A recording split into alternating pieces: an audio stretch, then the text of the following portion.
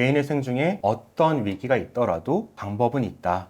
다만 내가 피할 수 있음에도 피하지 못한 경우에는 사실 방법이 없다.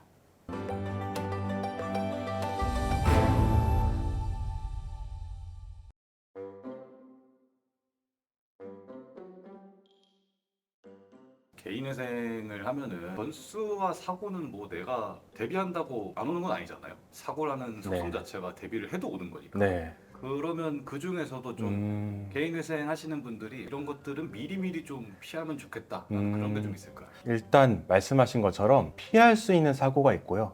피할 수 없는 사고가 있어요. 이거를 나눠서 얘기를 하는 게 맞을 것 같아요. 일단 피할 수 있는 사고, 첫 번째로 내가 도박으로 아니면은 주식 투자로 인해서 개인회생까지 이르게 되신 분들은 조절한다 이거 안 돼요. 이거를 끊으셔야 돼요. 이거는 마치 내가 담배 끊지 않고 하루에 한 개 피면 필 거야. 이러는 거나 마찬가지예요. 이거는 무조건 실패하거든요. 내가 도박이나 주식이나 사치하는 습관으로 인해서 개인회생을 하게 됐다. 그러면은 이 부분에 있어서는 꼭 치료를 받으세요. 이거는 정신과에 가셔서 상담을 받고 치료를 해야 되는 대상입니다. 중독이기 때문에. 치료를 받으셔야지 개인회생 기간 중에 그 충동이 왔을 때 이겨낼 수가 있어요. 가서 상담도 할 수가 있고요. 이게 첫 번째, 피할 수 있는 거고요. 두 번째, 내 선택에 따라서 피할 수도 있고 피할 수 없을 수도 있어요. 저는 좀 냉정하게 표현할게요. 가족한테 착취당하는 분이 있어요. 가족들은 일을 안 해요.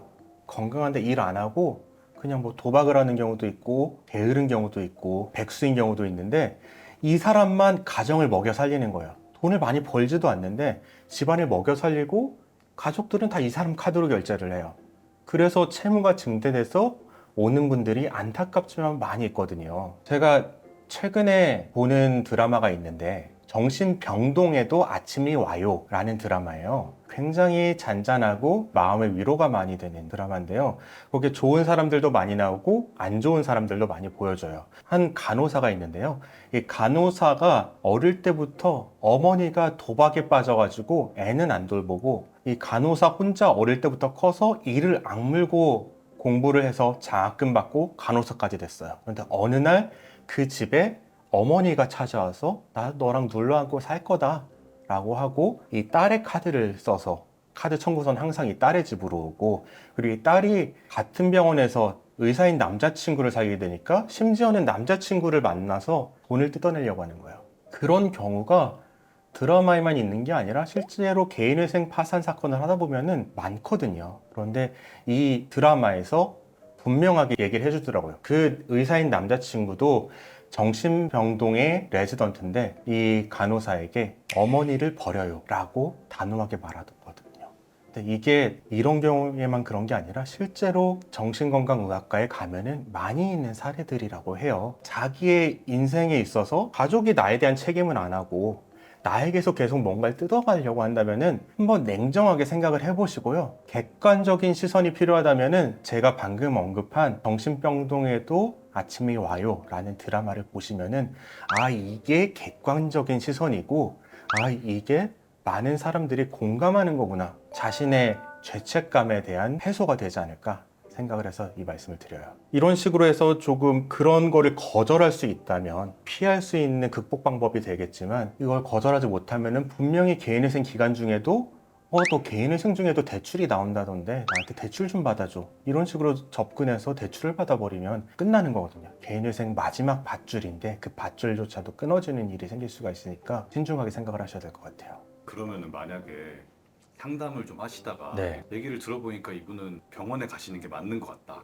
저는 항상 말씀드리죠.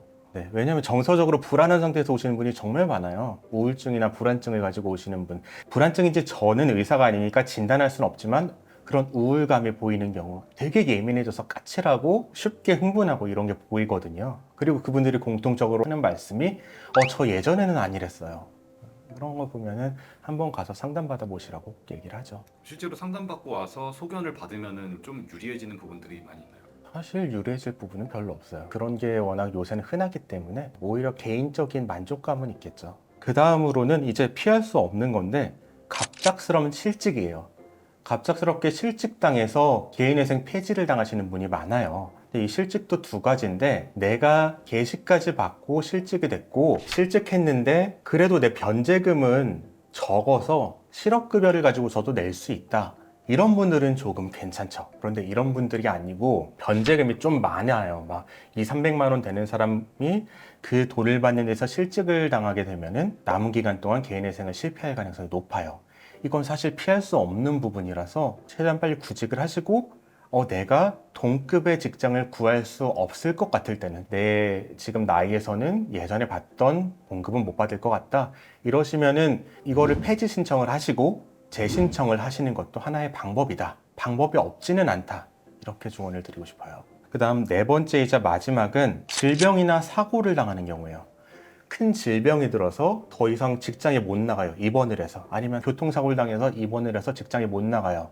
이런 경우에도 내가 잠시 휴직 상태고 나가면 돈을 벌 수 있다. 그럼 법원에 그런 사유를 내고서 조금 변제금 내는 거를 미뤄달라고 변제 계획안을 고쳐달라. 이렇게 얘기할 수는 있어요. 그리고 만약에 내가 이런 사고나 질병으로 인해서 정말 앞으로 내가 일할 수 있는 능력을 상실해서 예전만큼 도저히 못 벌 것 같다.